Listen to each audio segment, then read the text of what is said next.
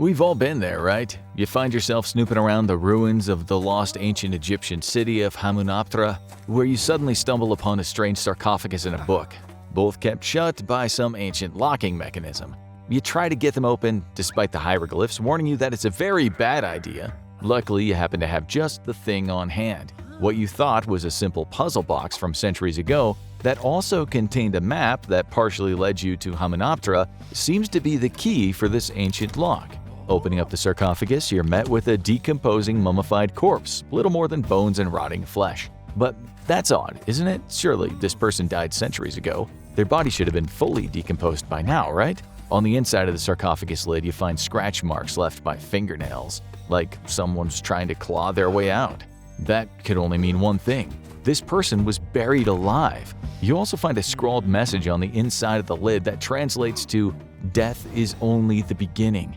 Now, setting that mystery aside, you turn your attention to the black-bound book and use the same key to unlock its mechanism.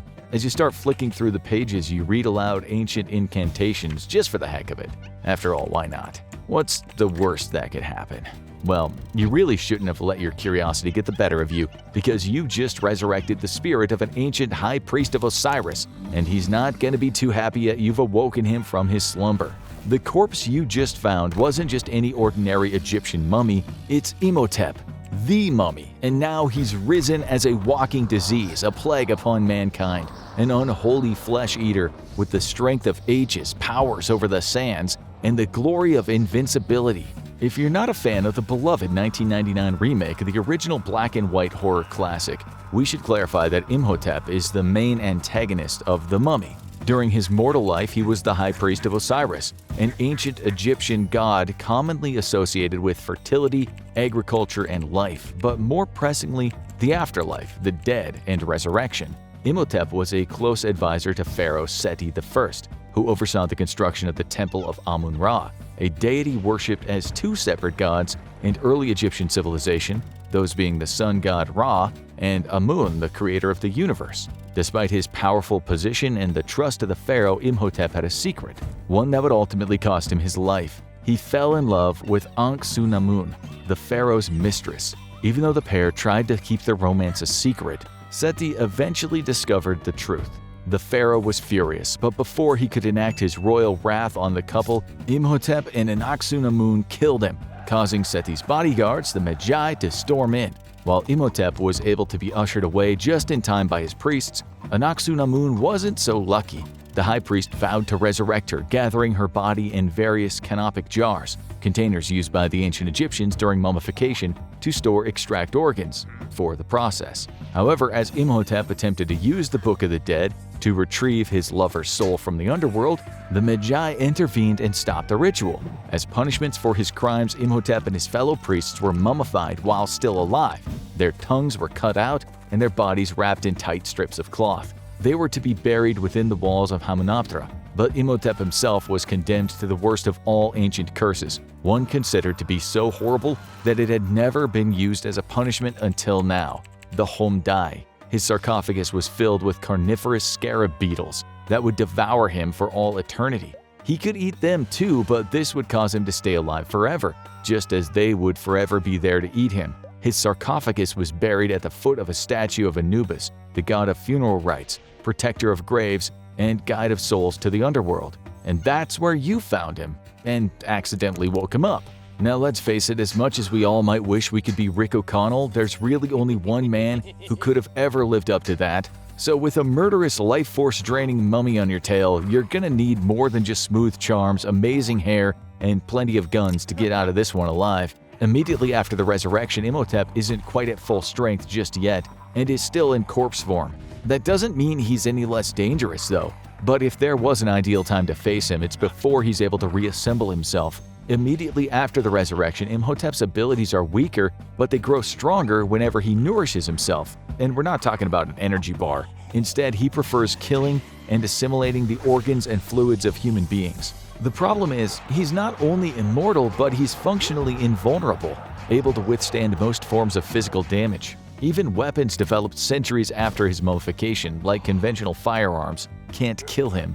If you have a shotgun handy, you might be able to slow him down with a few blasts, but whether he's hit with blades or bullets, Imhotep simply will not die.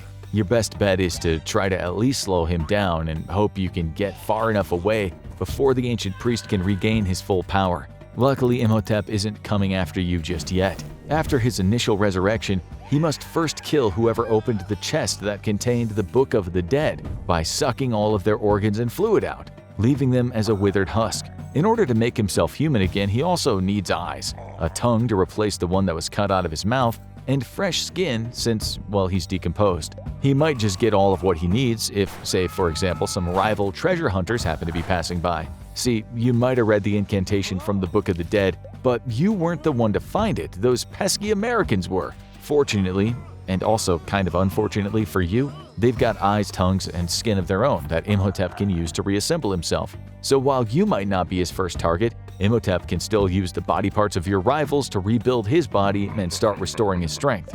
A key to knowing how to beat an enemy is knowing what they want. For Imhotep, he's driven by a goal that stayed with him for 3,000 years. Through centuries of painful eternal life spent being eaten by scarabs, he seeks to resurrect his love, Anck-su-namun. However, her body was not subjected to the Homdai like he was, meaning her remains would have decayed like an ordinary person's. But Imhotep can still use black magic to call forth Anck-su-namun from the afterlife. He just needs a vessel for her. So, if you or anyone you know is considered an appropriate host for his lost love, or if you happen to be Rachel Weisz, then Imhotep will likely be coming after you once he's managed to put himself back together. In order to perform the unholy ritual to resurrect Anck-su-namun, however, Imhotep will also need the Black Book of the Dead. If you still got that with you, then you could use it to barter for your life should the mummy catch up with you.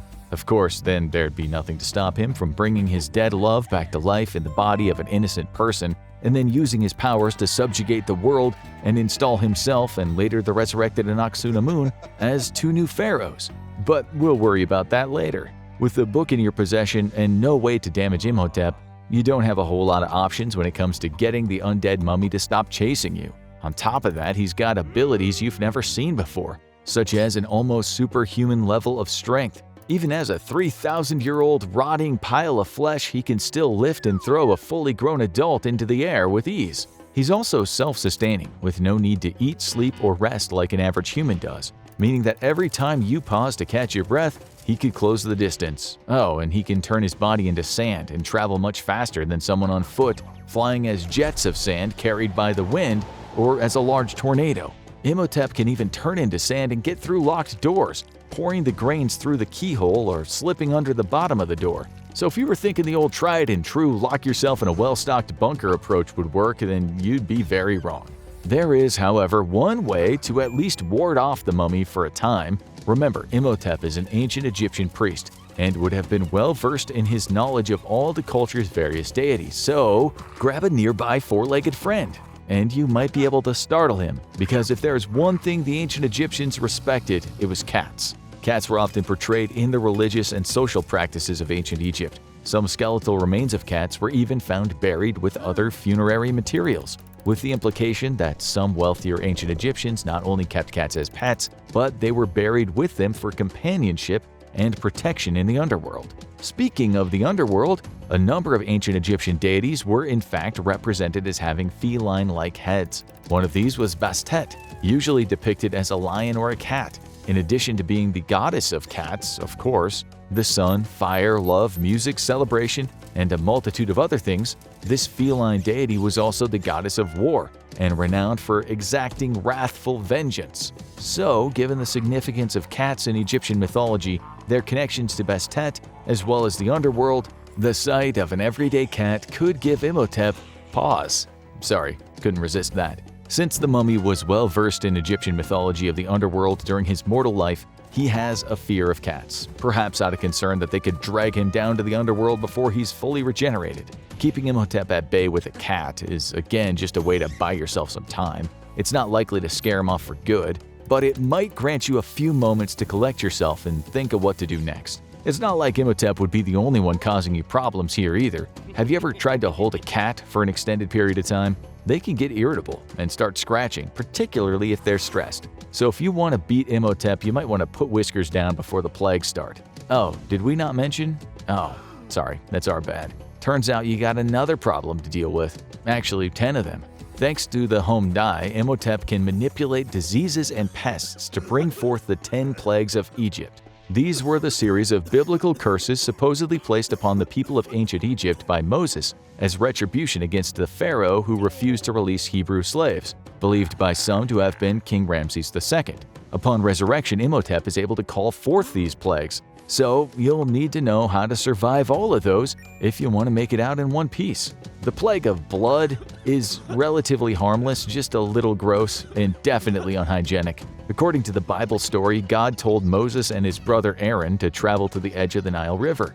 There, Aaron raised his staff and struck the water, which caused it to turn into blood. This plague caused every fish in the river to die as blood flowed through Egypt. People couldn't drink the contaminated water. And in much the same vein, Imhotep can transform water, alcohol, and all other drinkable liquids into blood. In a sense, at least that can keep you focused instead of having a swig of the strong stuff. But don't forget, you're in Egypt, and the high temperatures can cause you to quickly become dehydrated without water. So, if anything, the sooner you take down the mummy, the sooner you'll be able to have a celebratory glass to stop yourself from getting heat stroke. The plague of frogs is another potentially annoying one, but also not strictly harmful. In the original tale, a great number of frogs swarmed to the shores of the Nile, getting into houses and covering the streets. If you've ever seen an amphibian tank with a mass of frogs in it, then you'll know those critters have no reservations about climbing and crawling all over each other. It can be quite unpleasant if you're not a fan of them. But generally speaking, most frogs don't pose a threat to humans unless they're of the venomous variety. You might want to watch your step though, as frogs called forth by the plague were said to have died out in the open, littering the streets with foul-smelling mounds of frog carcasses. Even if they're alive though, those little guys don't have any stake in this fight, so be conscientious and try not to step on them.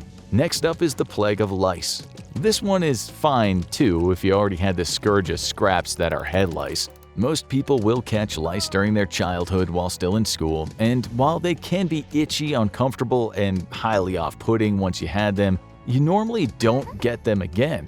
If you weren't someone who caught lice in school, though, you might want to get yourself a scalp treatment as soon as possible. By unhinging his jaw and opening his mouth unnaturally wide, Imhotep can also release a vast swarm of flies. The plague of flies is an innumerable mass of tiny bugs that all carry diseases. Imhotep uses them to plague anyone in a targeted area. So the first and most important thing to remember is don't let them bite you.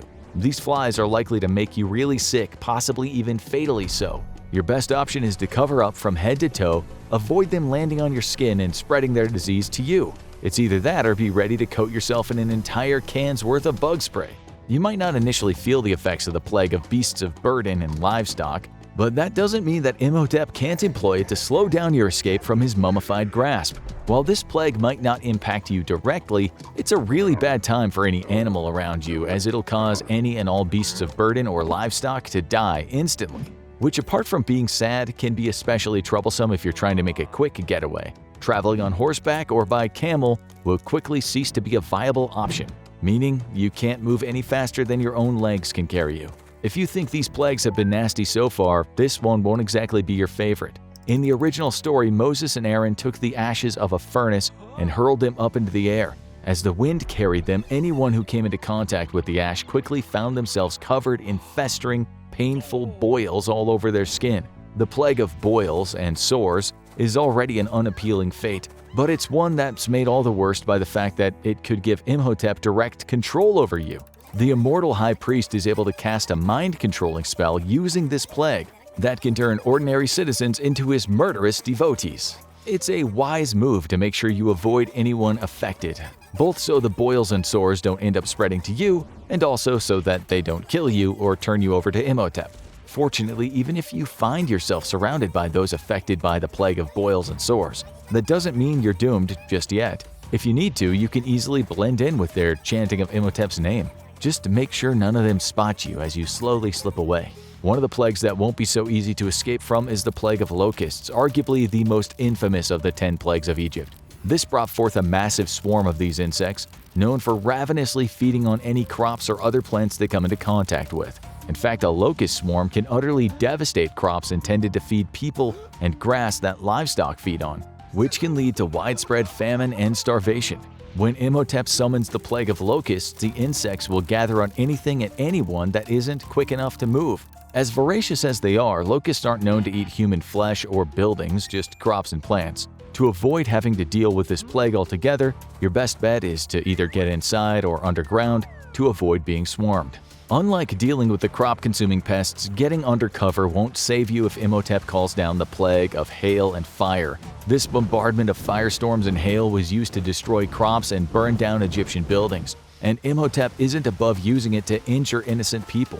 Trying to find shelter isn't likely to save you from the devastating storms, which are capable of decimating standing structures and anyone inside them. If you aren't underground already from trying to escape the locusts, head to the nearest underground shelter and stay there until this plague has relented. Once his body is restored, Imhotep will have grown powerful enough to cause an eclipse and blot out the sun at will. When faced with the plague of darkness, we'll recommend bringing a torch. How much light is able to reach us during an eclipse varies depending on how much of the sun our moon can cover. Usually, eclipses are not as pitch black as the middle of the night, thanks to the sunlight that isn't blocked by the moon still being able to illuminate the earth. However, as awe-inspiring as it might be, make sure you also don't look directly up without proper eye protection. Then again, do you really have time to observe the natural beauty and majesty of a solar eclipse when there's a murderous mummy coming after you?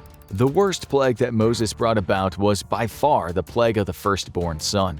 An otherworldly force entered Egyptian households and took the lives of any firstborn sons away. That means if you're a man with only younger brothers or sisters, or even no siblings at all, this might be how Imhotep gets you.